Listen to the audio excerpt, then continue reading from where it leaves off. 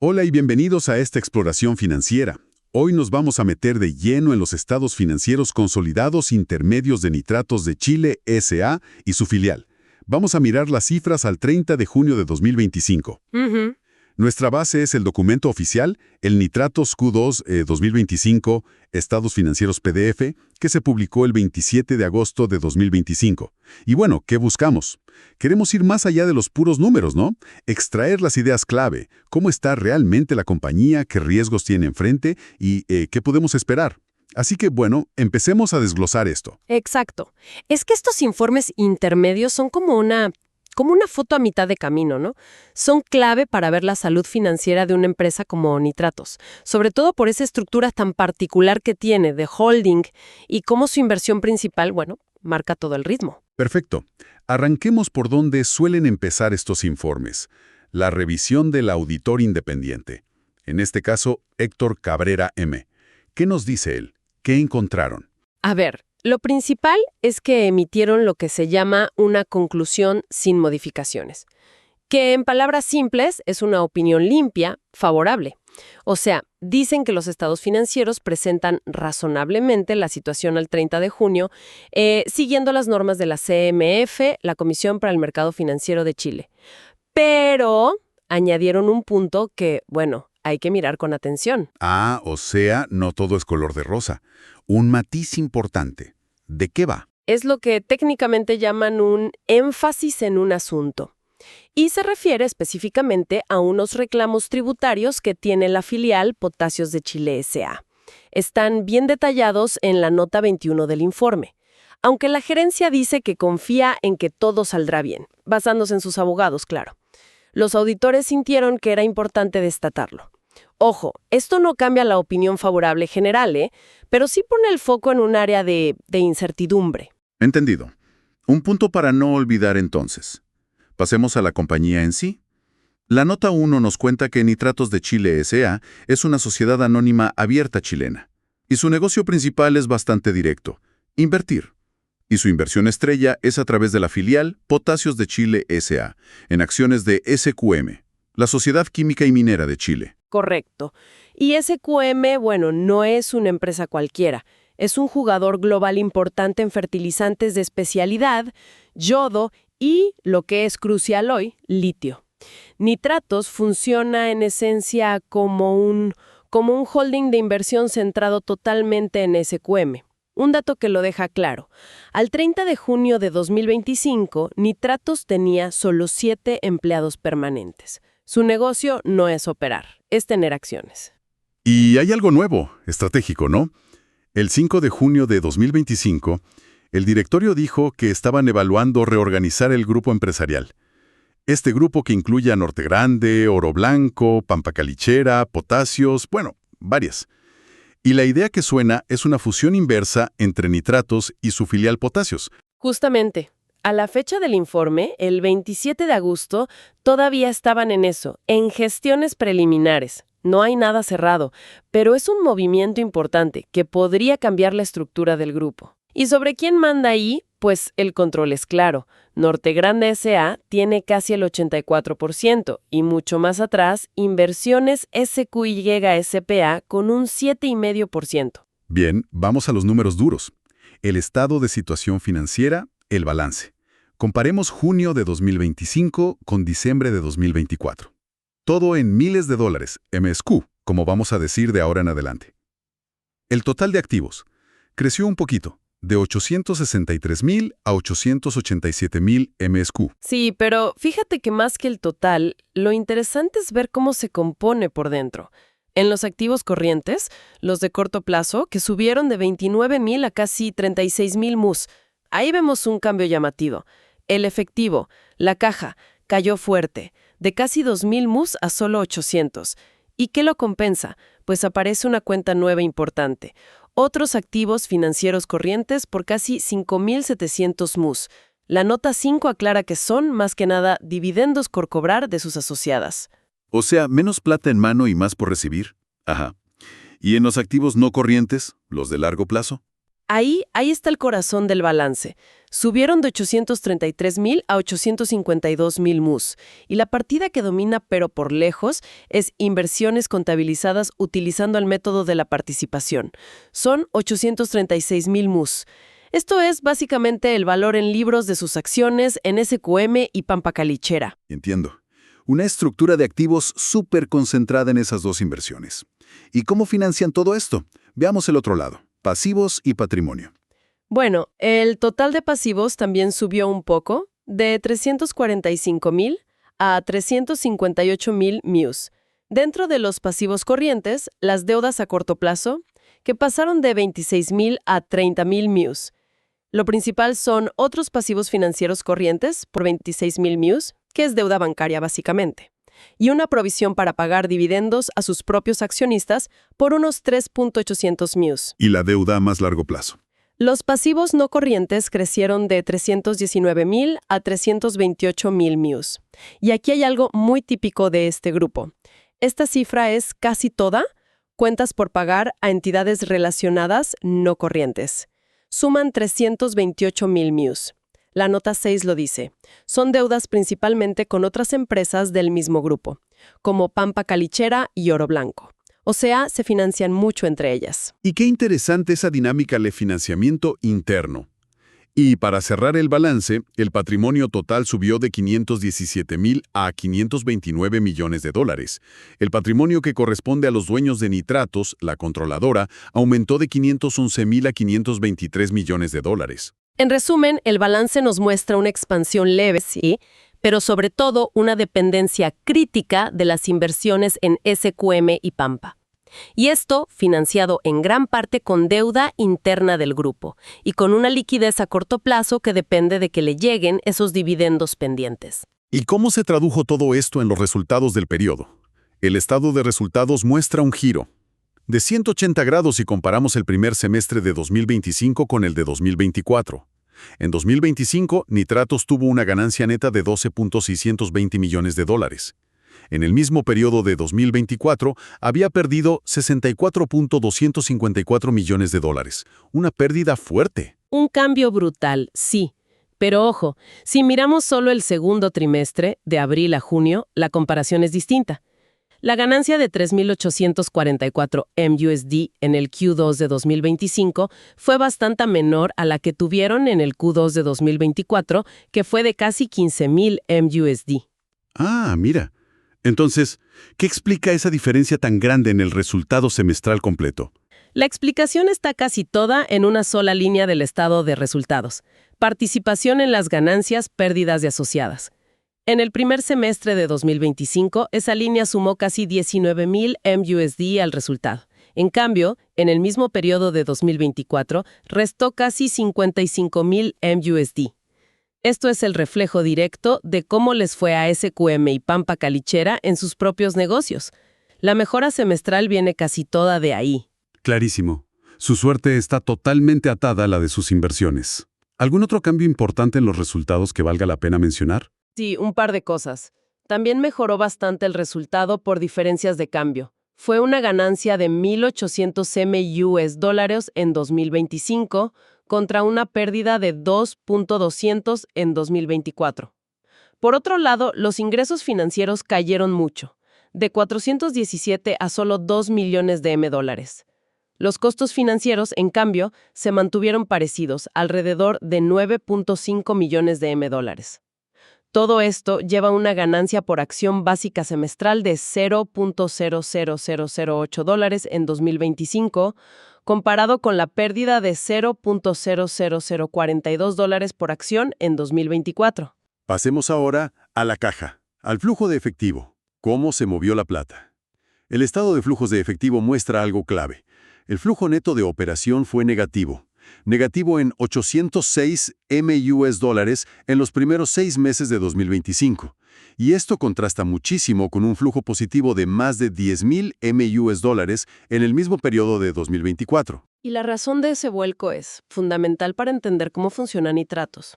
En 2024, hasta junio, la compañía había recibido dividendos de sus asociadas por 10,455 MSU. En 2025, hasta junio, nada. cero por ese concepto. Los pagos operativos subieron un poquito, sí, pero la clave fue la ausencia total de esos ingresos por dividendos. Eso explica el flujo operativo negativo. ¿Y en inversión y financiamiento? ¿Qué pasó ahí? En inversión, nada relevante en ninguno de los 2 años. En financiamiento, el flujo neto en 2025 fue negativo por 344 MSU. Esto fue resultado de recibir 500 MSU en préstamos de relacionadas, pero pagar intereses por 803 MSU. En 2024, el flujo de financiamiento fue mucho más negativo, 28.000 MSU. ¿Por qué? Principalmente porque en 2024 pagaron un dividendo enorme a sus accionistas, casi 43.000 MSU, aunque también tomaron préstamos relacionados por 15.000 MSU. ¿Y el saldo final en la cuenta corriente, digamos? Había sido mayor, 16.000 MUSDS, pero partían de más arriba y terminaron junio 2024 con unos 3.500 MUSDS. Esto confirma lo que ya veíamos en el balance. La dependencia de los dividendos de SQM y Pampa Calichera es crítica, no solo para los resultados, sino para la liquidez diaria de nitratos. Profundicemos justo ahí, en esas inversiones y los riesgos que traen. La nota 7 detalla que la filial Potasios tiene directamente el 6.36% de SQM y el 10.09% de Pampa Calichera, y Pampa Calichera, a su vez, tiene el 19.4% de SQM. Si sumas todo, el grupo empresarial controla el 25.76% de SQM. Correcto, y como decíamos, estas inversiones se valoran en los libros por el método de participación. Reflejan una parte de los resultados y del patrimonio de SQM y Pampa. Al 30 de junio de 2025, la inversión en SQM valía contablemente $354,5 millones de dólares, más unos 16 millones de plusvalía, y la de Pampa Calichera, 465 millones. Los resultados de nitratos dependen totalmente de ellas. Y esa dependencia nos lleva de cabeza a los riesgos, ¿no? La nota 15 los explica. El principal riesgo de mercado es obvio, que el precio de las acciones de SQM suba o baje. Aquí es donde la cosa se pone tensa financieramente. Exactamente. El punto crítico, y esto es clave, es que los créditos bancarios que tiene Potasios de Chile, y ojo, también los de Pampa Calichera, lo que afecta indirectamente, están garantizados prendando acciones de SQM. Están mencionados en las notas 22 y 20, y esos contratos de crédito tienen unas cláusulas que se llaman covenants financieros. ¿Y qué piden esos covenants? ¿Qué exigen? Exigen mantener una relación mínima entre el valor de mercado de las acciones que están en garantía y la deuda que queda por pagar. Por ejemplo, el crédito de Potasios con Banco Security, que son 11 MUs, requiere que el valor de las acciones sea entre 1.5 y 1.7 veces la deuda. Si baja de 1.5 veces, Potasios tiene solo 5 días hábiles para arreglarlo. Tiene que poner más acciones, pagar parte de la deuda o dejar depósitos en garantía. El crédito con BTG Pactual de 15 MUs tiene un umbral parecido, mínimo 1.25 veces. Vaya, suena a que el margen no es muy grande. ¿Cómo estaban al 30 de junio? ¿Cumplían? Cumplían, sí, pero Justito. tenían un ratio de 1.61 con Security y 1.30 con BTG Pactual. Pero lo que realmente te dice la sensibilidad es lo que indica la nota 15.2. Una caída de solo el 4% en el precio de la acción de SQM, desde el nivel que tenía a fines de junio, sería suficiente para obligarlos a poner más garantías. Esto muestra una dependencia altísima del precio de SQM. Un riesgo súper directo y medible. ¿Hay otros riesgos financieros así interconectados? Sí, y son importantes también. La nota 20 habla de cláusulas de cross default, o sea, de incumplimiento cruzado. ¿Qué significa esto? Que si una empresa del grupo, Norte Grande, Oro Blanco, Nitratos, Potasios, Pampa, cualquiera de ellas, no paga una deuda importante o se la aceleran, generalmente si es sobre 10 MUs, eso puede hacer que los bancos den por vencidas anticipadamente otras deudas del resto de las compañías del grupo, aunque esas otras estén al día. Es como una red. Un efecto dominó, claro. Un problema en una parte puede afectar a todas las demás. Exactamente. Además, está el riesgo de liquidez que ya hablamos por los dividendos de SQM y un riesgo de tipo de cambio que es más sutil. Aunque operan en dólares, el valor de las acciones de SQM en la bolsa chilena, que es el que se usa para calcular las garantías, está en pesos chilenos, CLP. Entonces, si el peso se devalúa frente al dólar, eso también puede apretar los ratios de garantía, aunque el precio de la acción en pesos no cambie. Muy claro. Volvamos ahora al punto que destacaron los auditores, el énfasis en un asunto, las contingencias tributarias. La nota 21 las detalla. Son varias disputas de potasios de Chile con el Servicio de Impuestos Internos, el SII chileno, y vienen de hace años, desde el año tributario 2012 hasta el 2021. Así es, son 9 procesos judiciales diferentes. Los temas son variados, pero algunos se repiten, como determinaron pérdidas tributarias en ciertos años, si aplicaron bien el beneficio del artículo 107 de la Ley de Renta, ese que permite vender acciones en bolsa sin pagar impuestos bajo ciertas condiciones, la tributación por vender acciones propias que habían recomprado y la solicitud de devolución de impuestos pagados de más por utilidades que después se perdieron, lo que se llama PPUA. ¿Y en qué etapa están esos juicios? ¿Se sabe algo? Están en distintas fases. Varios ya en instancias judiciales altas, algunos en la Corte Suprema, otros en cortes de apelaciones, y el más nuevo todavía en el Tribunal Tributario. La empresa, según sus abogados, cree que tiene buenos argumentos para ganar la mayoría. Pero bueno, son procesos largos, complicados, el resultado final es incierto. El monto total de impuestos en disputa que Potasios busca recuperar, o que le confirmen que no debe, suma unos 13.267 MUS. Una suma para nada menor. Y eso es todo en cuanto a contingencias. ¿O hay más? No, porque a eso hay que sumarle las contingencias importantes de su inversión principal de SQM S.A. Estas se resumen en la nota 26. Y aquí hablamos de temas de otra escala. Primero, una contingencia ambiental por la extracción de salmuera en el Salar de Atacama, aunque ahí hay un plan de cumplimiento en marcha. Segundo, y quizá lo más complicado, unas reclamaciones gigantescas del SII sobre cómo SQM debe pagar el impuesto específico a la minería por el litio. Abarcan desde 2012 hasta 2023. SQM ya pagó casi $1,000 millones por esto, pero sigue peleando 7 casos. Y después de un fallo en contra en apelaciones en 2024, SQM tuvo que reconocer un gasto adicional por impuestos de más de $1,100 millones en 2024 y casi 10 millones más en 2025. Eso te muestra el impacto si pierde los juicios. Un frente tributario muy, muy pesado para SQM, que termina impactando indirectamente a Nitratos, claro. Exacto.